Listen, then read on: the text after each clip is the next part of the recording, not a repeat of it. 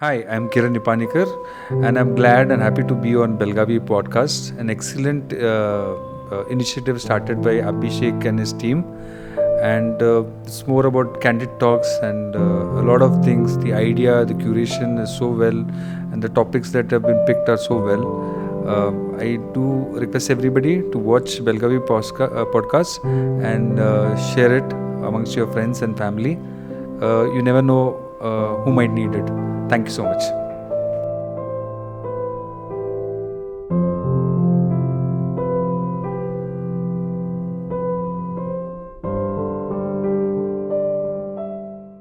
So, firstly, thank you for coming.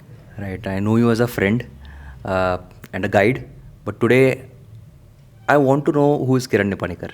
Thank you, And Abhishek, first of all, for inviting me here.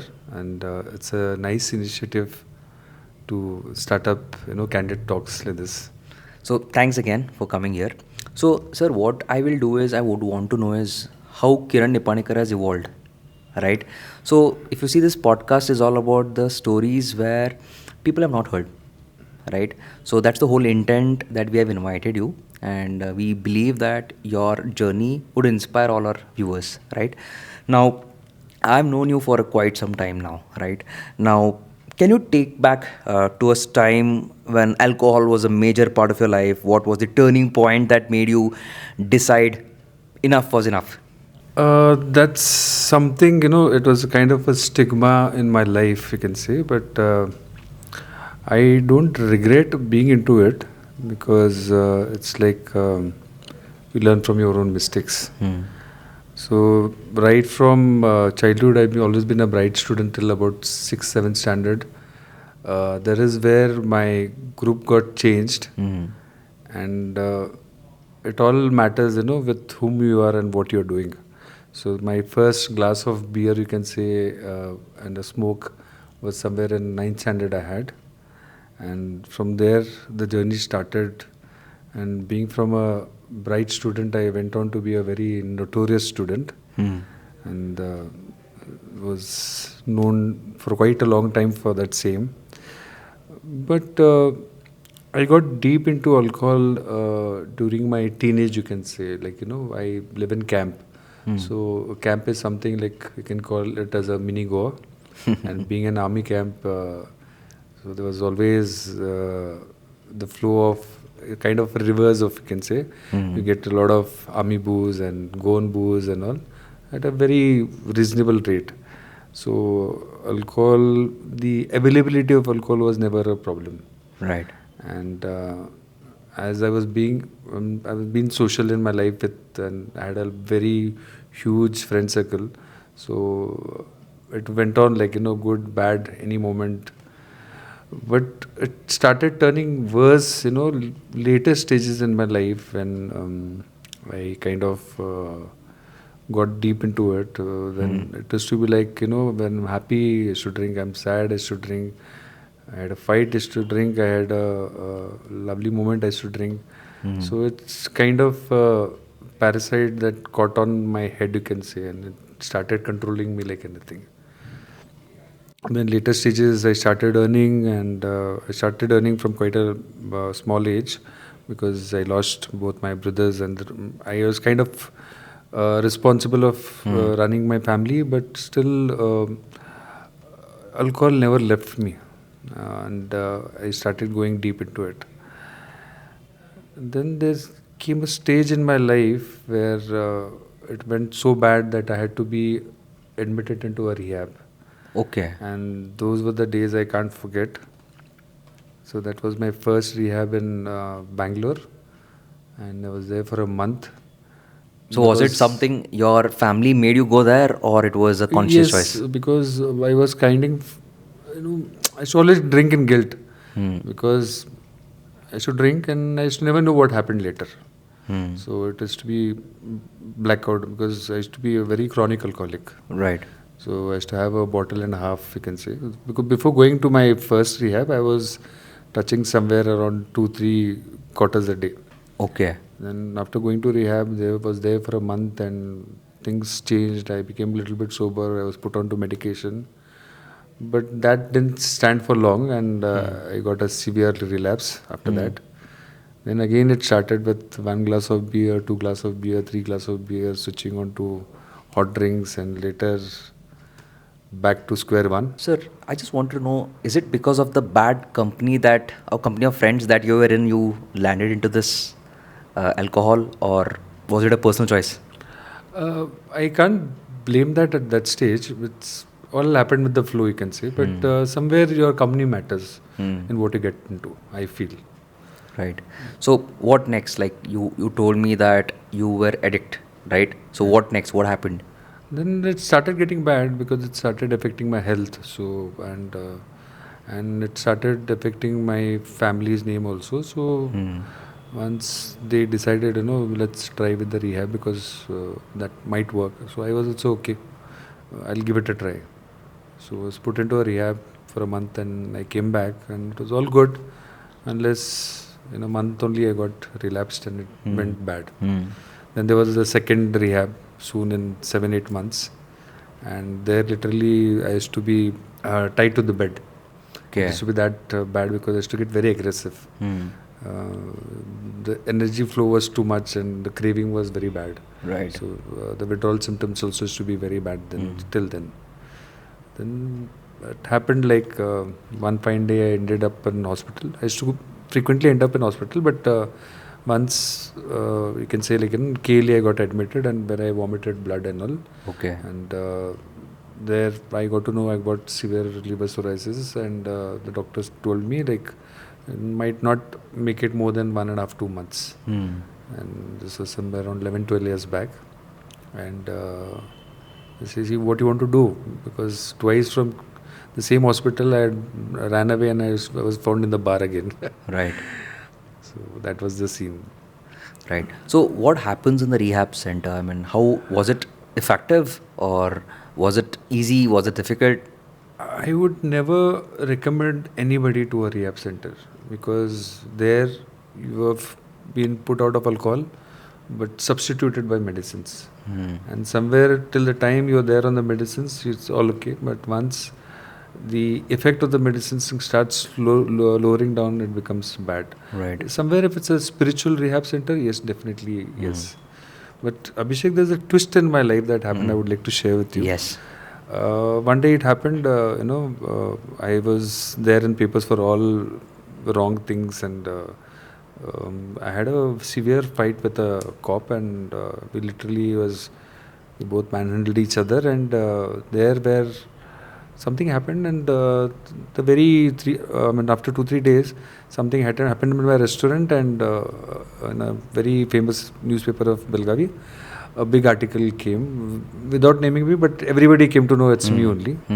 And somewhere it affected very badly to my family, and there is where I decided I need to put a stop to this. Okay.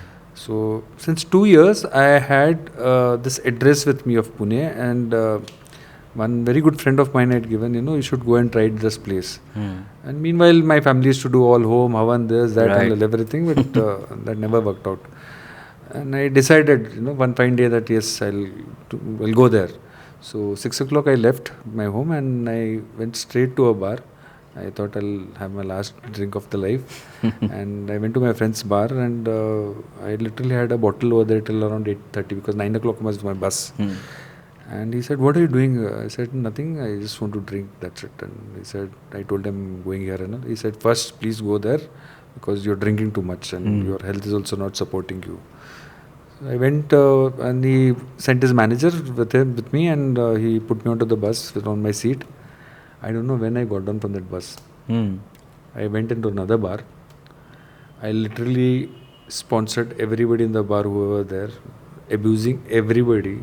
Right. And literally I had, I think, just 3/4 of a bottle there also till around 11 o'clock. The bar owner was tensed because I was abusing everybody. I was calling and making them drink and shouting this, that and all. And he said, I don't know what this guy is. Everybody might hit him, or I don't know what. He said, don't worry, sir. He'll take care. We know him. And he was also worried about the bill also. He said, don't worry, his bill won't go anywhere. His manager told him, we know him very well, and it will be taken care of. And at around 11:30, 12, there were around 40-50 of them after me paying the bill and all. This I came to know 3 months later. Okay. I didn't know anything that happened over there. And they stopped a bus and they put me onto a Pune bus, and they gave me a farewell 1/4 mixture also, and they sent me to Pune from there. And morning, I think around somewhere 5:36, I got down at Pune, and my head was heavy because I had a severe hangover. I thought I'll come back to Belgaum and looking out for a bus. Meanwhile, there were two persons who were there right behind me. He said, they spoke to me in Marathi. He said, Dada, tumhala mandirla jaayचं na? You want to go to the mandir, right? I said, yeah, how you know? No, even we are from Belgaum. Come, we'll take you there. And it was some 15-20 kilometers from there. All the while when we were going, they told me each and everything about that mandir. And we went to the mandir. They told me, come, you have bath in one of these places and we'll take you inside. Right. So they took me inside. And they told me what to do. There were like many people over there. And that priest called me. He tied a thread on my neck. He gave me a tirth to drink. And he made me put a vow over there. And he gave me a coconut and he told me what to do. And he told me to be a vegetarian for 45 days. I said, fine. I had severe doubts in my mind. I said, so many times I've been into rehab, this, that and all, nothing could stop me from drinking. I don't know what, but still it's a mandir. I said, okay, not a doubt. I left from there. At Swargate, there used to be a very favorite bar of mine because 4 years I was in Pune, called as Nataraj Bar. And it's my favorite place. Whenever I used to wanted to come back to Belgaum to catch a bus, I used to always drink there. I tried going inside the bar in the afternoon. I couldn't. Something stopped me. I said, might be because I've had severe drinks in the night. So I then again I asked, where can I get a bus? They told me, go to Katraj, you might get. So Katraj, I got a bus in the afternoon. You won't believe, 8:30 he dropped me right in front of the bar in Ramdev, where I started drinking the previous day. I said, this is excellent. I don't have to walk more. I have to just go in the bar and drink.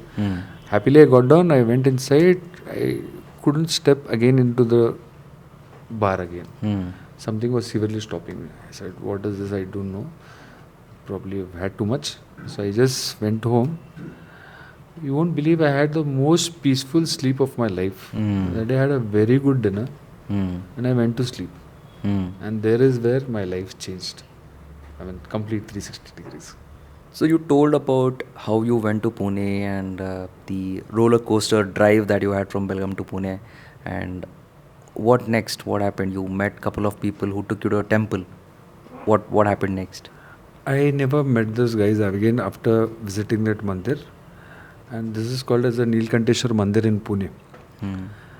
And it's especially for alcoholics. And every Monday there is, huge sea of alcoholics who come there. It's on a mountain, and the deity is 𝐕𝐴𝐢𝐫. That's what they say over there. And the person who found is a forester over there, who later on became a priest, and he was blessed with this, that anybody who comes with such problem, you'll be able to help them out. Okay. This is what the procedure you have to do.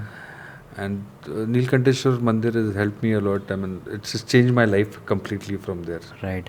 So, do you think being spiritual helped you? Yes, definitely. Okay. Somewhere that spiritual thing, I always had a belief in that. That has helped me. I tried to be an atheist, but I couldn't. Okay. So, sir, when you went to, how long it has been? It's been 11 years, more than 11 years. And after that, you have quitted forever? That's the last evening I had my drinks. And soon after that, when I started realizing, things have started changing in my life. And I didn't tell this in my house that I'd been there. So they later on, after 7-8 days, they came to know about all these things. And my mom was really worried about it because there again, she had got that handbook from there, and it was mentioned, if I start drinking back, it will affect me very badly, because that's what that mandir guidelines say. Right. So she was a little bit worried about me, but I assured her nothing's going to happen. I'm feeling very changed. Won't believe there was no withdrawal symptoms, nothing at all. Right. I used to be more than happy. Like, Right. the best part happened is all my friends who were there with me that time, apart from my school friends, the rest I realized were only my classmates. I mean, they were only with me for drinks, nothing else. So Right. the moment I quit drinking, they thought I started drinking alone, and I'm trying to avoid everybody. So slowly, when they came to know that I'm not drinking, they've all left me and gone back to whoever groups they are. Like. Nice. So how hard was it? Because for your family and the society that you live in, they have seen Kiran, who has been someone who has been drinking alcohol all the time. So that changeover, I'm sure that transition might have been very hard. Yes. Right? Have you had an instance where you had to prove yourself, or you were judged by your family, friends? I don't know. Coming back from that mandir, I got a certain level of maturity that I used to never answer anybody about that. So down the line, 4-5 months, I started tracking persons who are, very close to me, especially my classmates. I started with my classmates first. Like, I saw them drinking, and there were like 4-5 of them whom I wanted to always I started thinking, I should also put an effort to get them out of that. And I started telling them what happened with me and all. At the start, they didn't believe, but they knew, the biggest alcoholic is this fellow. Nobody biggest sharabi and Dave D kind of a thing. And they all started realizing that something is changing with Kiran, and Kiran has become more responsible. Kiran has become more this and that.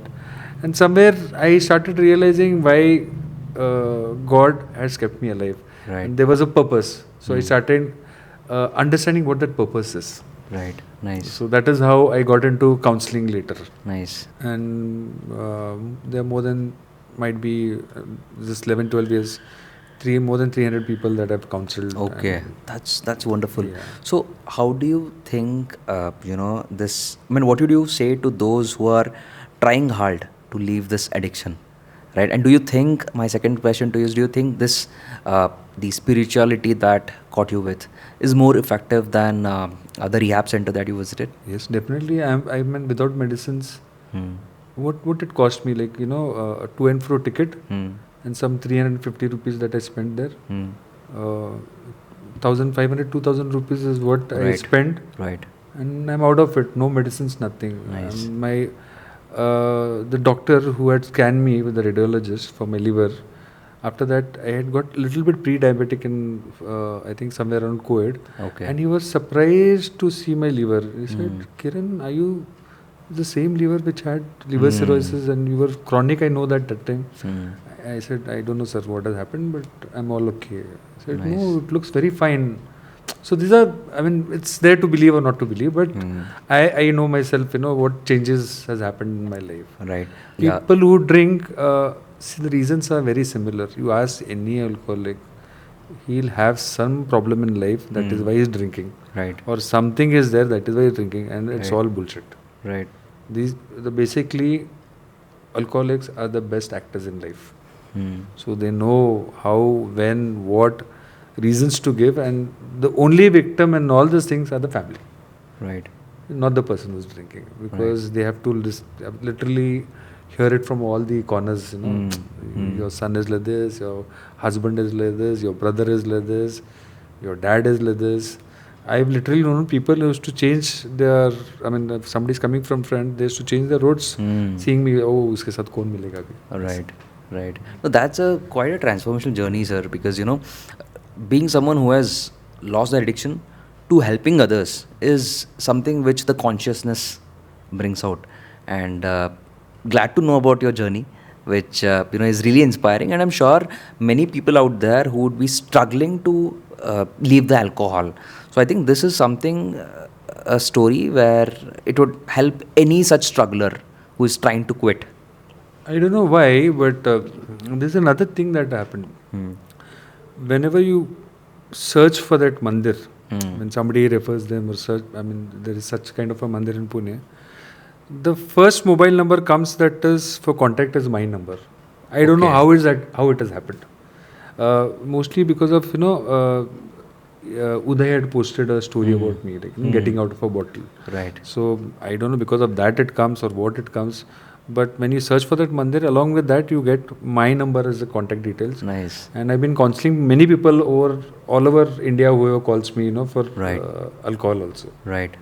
Now, coming on to the drug awareness, which is similar to or much more dangerous than alcohol addiction. So, what's your thought on that, and what is your view or take on that? See, again, during my young life, as an youngster, 3-4 years of my life, I've been into drugs also. So I know the pros and cons and what it is, how it is. My first thing is, I see a lot of teens into that now, and that's the worst part. Right. And if you see, the peddlers, they want to be safe. So what they do, they catch hold of this juveniles. Right. So the transportation model and the distribution model has changed now because they can't be punished. Right. Okay. So and what they do, they track down families with good kids. They track down families which are very bad in financial aspect. They catch those kids. They make them as their modus operandi. And that is how they start operating. And once they get into it, they are the customers. Right. I mean, most of the schools in Belagavi are affected. I can be very frank about it, and I can also prove it. Many schools are affected. So what I, as a person, I do is I live in Cam, so I've got 2 schools there, St. Paul's and Convent. So I take around whenever possible. I see any suspicious person, I ask them, why are you standing here? What's your duty over here? Because my kids also there. So I say, why are you here? So that awareness among the citizens should also come. Correct. The responsibility also come. Now my kid is not there, but still, whenever I'm passing by, I make it sure, I do or take a round over there, because just because my kid is not there, it's my responsibility over it's not like that. Right. Anybody's kid is my kid, so that responsibility as a citizen should come out. Right. No, sir, I have heard this one story from Uday, where he said that, and it was recently, I believe, when I was just chatting with him, and I asked him, where is Kiran sir these days, right? And he said, no, he has gone to drop his son to hostel, and he found there some drug issues, and he's there to fix it. Now, what is the story all about? See, there was a 8th standard kid and there was a 5th standard kid, and this 5th standard kid was from a very good family, and this 8th standard kid was from that area only, and he was he was addicted.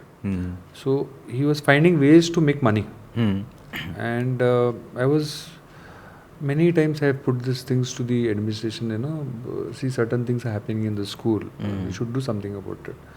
And I said, 3 of your gates are not guarded. There's no guard or anything over there. So you need to do something about it. I said, no, what can we do? At the most, I said, put cameras. He said, we are short of funds. I said, fine, we'll arrange. I gave 2 cameras from my end. The PT of the school gave another 3-4 cameras, and we put that. But there were certain more issues over there in the school, and I was really scared for my kid over there, because the traits of father and son are similar. I was again, put myself over there. Right. Like, right at 8th, 9th standard only, certain things had happened with me. I said, and the influence of outsiders was too much. This 5th standard kid was given a tortoise. Okay. And he had told, this 8th standard boy had told him, you keep this tortoise with you, and this tortoise will bring you good luck and a lot of money and happiness. You'll have good chocolates coming in, this, that, and kids how they are. Right. He got a little bit greedy and he kept that tortoise. He used to take it home, bring it back to school. He always kept it in the bag, and he always had a safe place to keep it in the school, in the house also, because he was live in a big family. Right. And after certain days, this boy robbed back that tortoise again from him. Okay. And next day he asked him, where is the tortoise? Give me, because the person who had given me, I had already told you that this is the most valuable thing I can give you as a friend. And they're asking it back. I have to give it to them. He said, no, I lost it. You won't believe how much was he blackmailed for? a 5th standard boy. Okay. And an 8th standard boy had blackmailed him. For how much? How much was it, sir?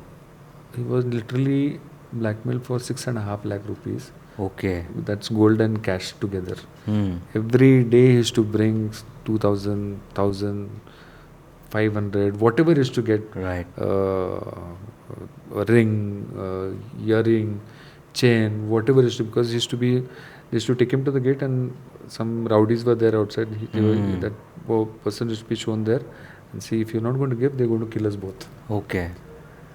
Once when it came to giving 20,000 rupees, he got very scared. Hmm. And there is where he called up his father from the office and said, they're going to kill me, you come fast. He was quite far, so he called me up and he said, Kiran, just help me out. Please go to school. My son is shit scared. I don't know what is happening with him. And when I went to the school, I came to know the situation. I immediately called my friends. I told them, wait at that gate and this gate and that gate. And we caught hold of that boys. But to a bad luck again, teenagers, juvenile, all were left. Right. And I was scared, so I thought, let me push back my son to a very gated school, residential school, Right. where there is no influence from outside. Right. Nobody comes in, goes out. Right. And that has helped me a lot. Okay. No, this is quite a story where it's not just about taking care of your life, but also helping, right? Yes, That's how I believe the way of giving back. So that's really appreciable. Somewhere you sir. should give back to the society is what I Absolutely, learned. absolutely. Now, on the lines of alcohol addicts, so how different or how hard is it for the drug addicts to, leave the drug addiction? See, there is two kind of, drugs and alcohol, there are two different kind of things I can say. Drugs makes you bit sober. It takes you to a very secluded place. You want to be with yourself. You want to listen to music. You want to be in yourself. You don't want to mingle with others. Whereas alcohol is the opposite. It makes you aggressive. Right. It makes you go party, this, that, and all. But so when you mix both of this, that was what I used to do. Right. It used to be very bad. The combination is very bad. Right. So I think, if you want to quit, it's not hard. Okay. That is what I feel. Because drugs for me, quitting was not very bad, Right. very hard. I quit it on my own. Alcohol was a bit difficult, but all thanks to Lord 𝐕𝐴𝐽𝐻𝒄, I have come out of it. Right. So what is more dangerous, whether it is alcohol addiction or drug addiction? Both are one and the same. Both are one and the same. See the crime that is happening now. Now recently you must have heard in camp only, there is one juvenile who has done 2 murders. Yes. He's a drug addict. Because the definition of drugs has changed a lot in this decade. Earlier used to be only ganja, hash, this, that and all. But now there is a cheaper version of chemical drugs that have come in the market. Okay, there's tablets, there's sniffers, you must be knowing this Favy Bond, this Right. paint, Idex with bread. Right. Very cheap models of. So for them, it is like now these boys, what they do to fulfill that need, they go and rob. So they might take something from your house, outside your house, which might be costing around 15,000-20,000 rupees. But for them, it is a matter of only 100 and 200 rupees. Correct. Because for that moment, they want 100-200 rupees to fulfill that need. Correct. Yeah. Whereas alcohol is again, you come up in a stage where you go down drinking right from good brand to desi one. It all depends on your financial things, but Right. I think moderate liquor is not bad. Okay. So you think having moderate is okay once in a while? I have my friends. I make pigs for them. I still, whenever we meet up with my school friends, Okay. I make some nice cocktails to them and give. Because I know they'll not go more than 2-3 pegs. And in a week it is once or twice. Right. So there's always a saying, a little wine, tabiyat fine. Correct. Absolutely. Right. So I think, I've covered about alcohol and drugs, sir. Anything else you want to add on to it?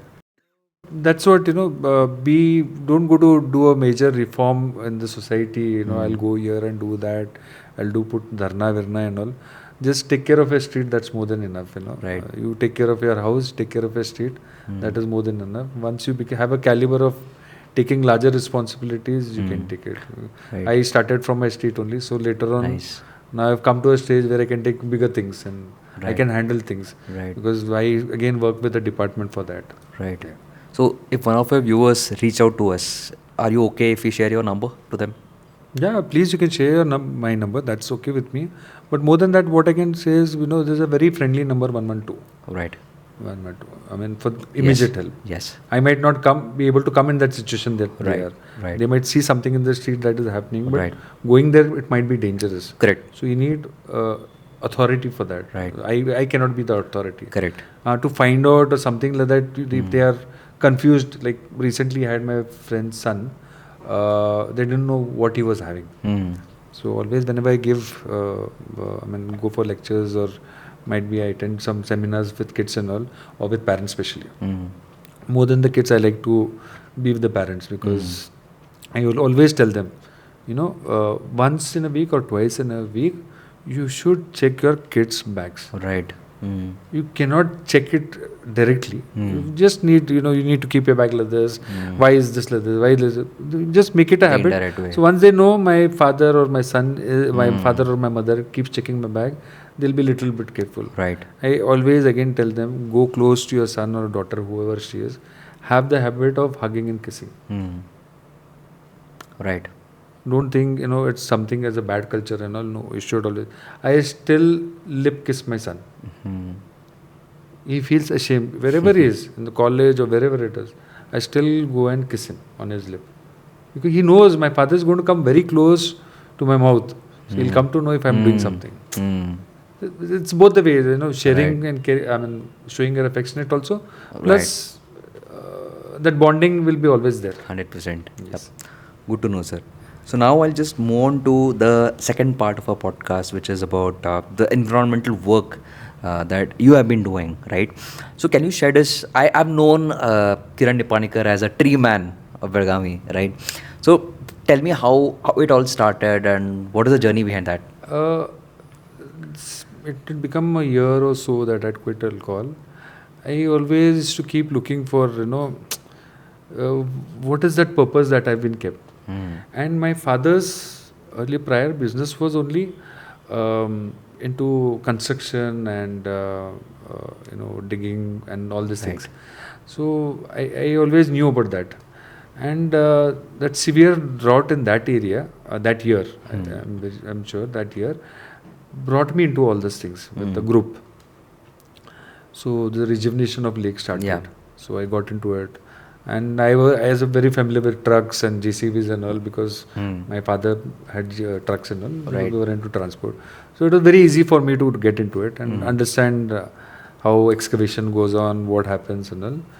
And later on, once there was a lake in Piranvadi that I was excavating and I had made a nice bund around that area. And I was in touch with forest department. I told them, give me a taller tree, like, 2 years or 3 years. No, that tall we don't get. We get at the most 1.5 years old tree that we can give you. I said, no, but if you can give me. And that year only Bauxite Road widening was started. And there were very beautiful pimple trees over there. So there was a person from Dharwad who had come, Abhihal. He's my guru in tree transplantation. He said, okay, why don't we shift it there? Anyhow, that soil which has been excavated is very fertile. It's a lake soil. It's an old dead lake. So it's a dead lake soil. So it will be very fertile also. We can do that. So he just showed me 1 or 2 transplantations that day. And I still remember there were around 10 trees at a stretch I transplanted. Nice. We had taken a procession out from Bauxite Road to Piranvadi in all trucks, and we had put a music system over there, just with the heartbeat, just to make aware people, they are also living beings and they need to live with us. And that is how I got. His process was quite lengthy. I cut short it and I did a similar process, and the success rate for the survival was more than what he used to do. He used to always say, किरण मैं इतना सब कुछ करके करता हूँ और मेरा success rate 50-60% है, तुम्हारा 80-90% तक क्यों जा रहा है?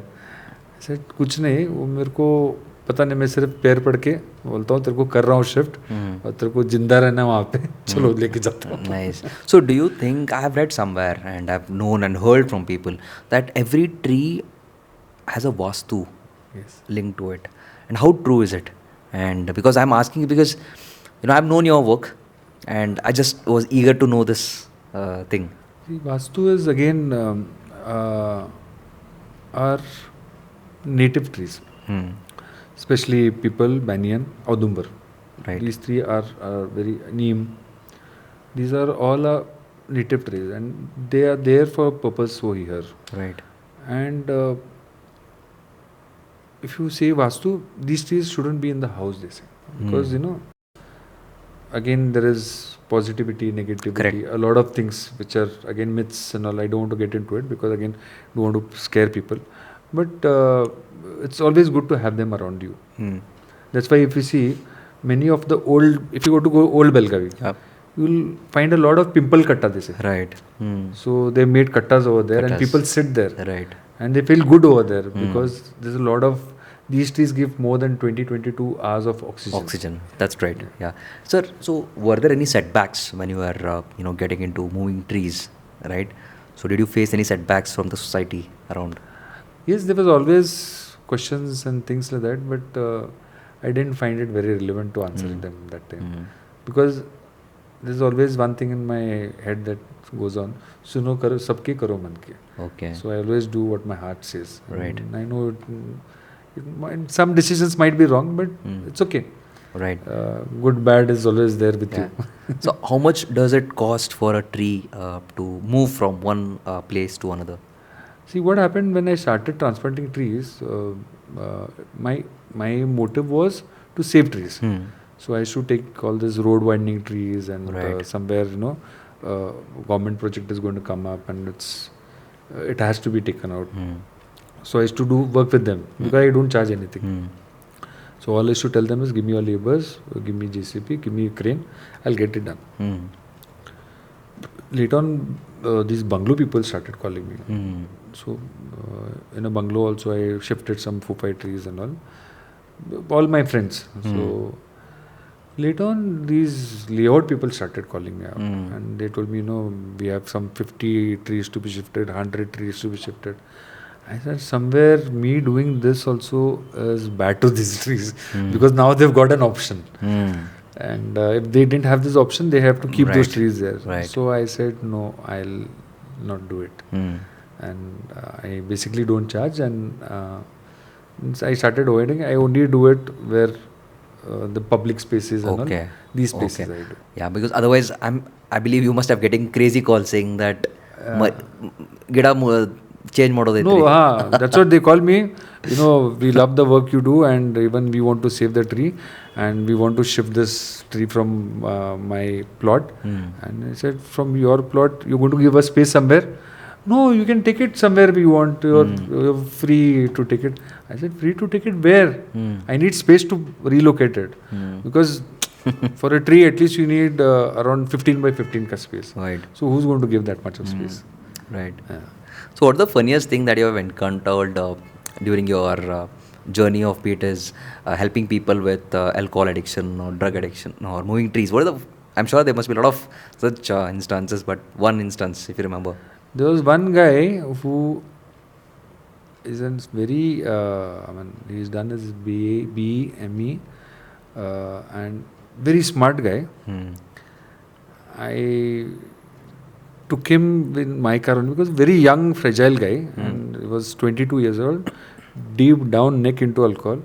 I don't know why I used to feel very sad for him. And literally his condition had become very bad. A very educated, highly educated person. A lot of traumas were attached with him. That's why he was into it.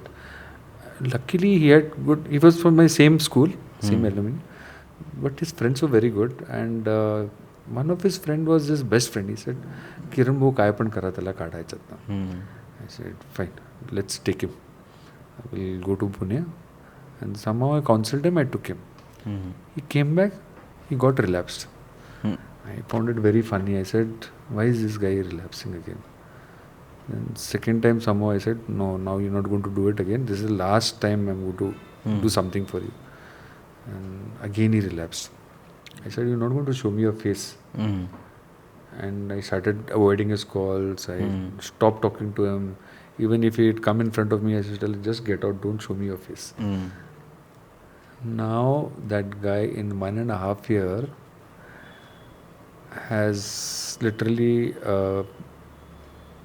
repaid his 20-25 lakh rupees loans, and he's taken up a house in Bangalore.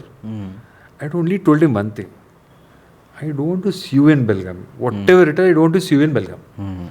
Because somewhere I understood being in Belagavi only was getting relapsed. Right. Whenever he was in Bangalore, he was all okay. And he's in Bangalore now. Just the other day he called me and he wanted some degree or something from VTO for this patent that he's done. And he told me to help him out. I said, for that you have to come to Belagavi. I don't want you to see you back in Belagavi. No sir, no sir. I'll just come to the university directly and go back. But I find it very crazy and kind of a very funny story amongst all those guys that I've met. But now if you see that guy, he is so smart. Nice. He works, he does his freelancing. He's a Karwari by this thing, but he used to love non-veg. He's quit completely non-veg. He's become a vegan. I said, what is this transformation? I don't want to see so much of transformation. But it feels happy when he calls me up now, talks to me. I said, now you can talk to me. Now you are in my cult, you can talk. Good to know. Good to know. So I'll now go on to the more personal side. So you're a friend to many of those folks around, right? And also people look at you as an influencer. So how do you balance it out? The more I think about myself as an influencer, then I'll go wrong. So I take everybody as my friend. And I don't know how much influence I do in others' life, but it all starts by home, that's what they say. So the good thing that I did that time was my entire batch used to look down on me, now looks up on me. Right. Because there were another 4 guys whom I made quit, which seemingly impossible because one had already got an attack, other was on the verge of dying, and third one had a very distressed family. Luckily I couldn't save one. I just lost him post-COVID, and there was one certain thing that he didn't share it with anybody, which I got to know later, and that was a very silly reason. So these are all these things, majorly I see it as marital disputes. People are not able to take marriages, especially youngsters. Right.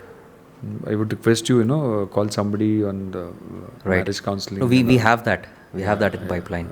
So how do you get, do you get these calls very frequently where at times you feel that, bus, I want to focus on my personal life? No. I love doing this. Okay. I love doing this. And my family also, I've told them, and my family is very happy actually. Since the time I started counseling and all, they even if something important is there, and all hats to my wife, who stood with me at that time and still standing with me. And whenever I tell them, this is the thing and I have to go there, no, for this thing, you don't need to ask anything. You just go off and you take care of that person. Some people come to my house and later on when they quit and all, they come with the family. And then they talk to my mother. My mother feels very proud about it. At one time she used to cry in sadness. Now she cries out of happiness. So these are all the lovely moments we enjoy. And the bonding starts. You won't believe, in my restaurant, ground floor is to be a family restaurant, first floor. Illegally I used to allow drinking on top. So I used to see this person once in a week on Tuesday when his shop was closed. He used to bring his family. Rest of the days also used to come sit on top with his friends. He had 8-10 member gang members. And every day his billing was also very good. He had 3 daughters. He didn't have a son.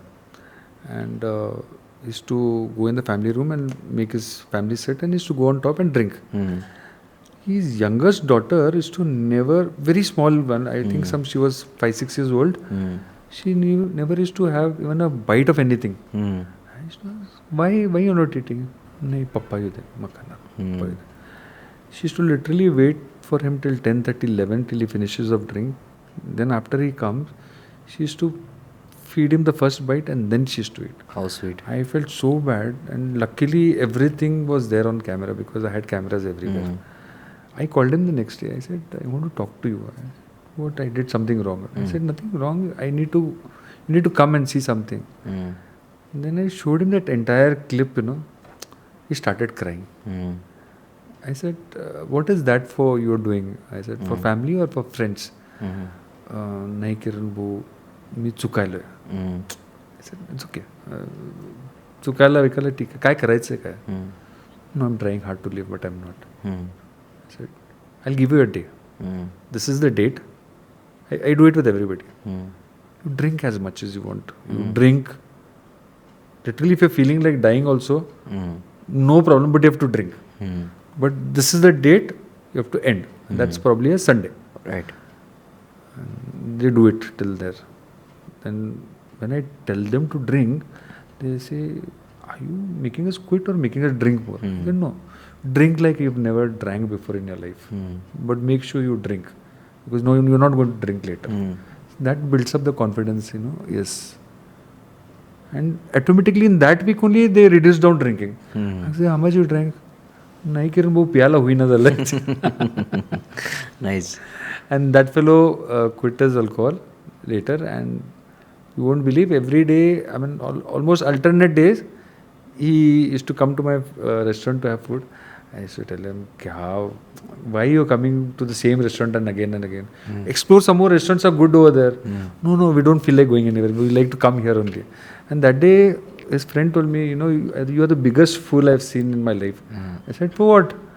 He's your daily customer spending 2,000-3,000 rupees, and now he's stopped coming with us and he goes out only with family.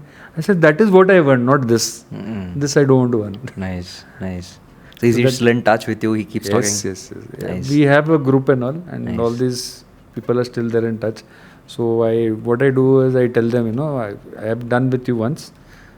So your only duty in life is catch hold of one alcoholic and make him quit. Nice. Somewhere, don't go out of the box. Correct. Somewhere close in your circle, Nice. in your family. Nice. And that is how it grows. So there's a multi-level marketing, we can say.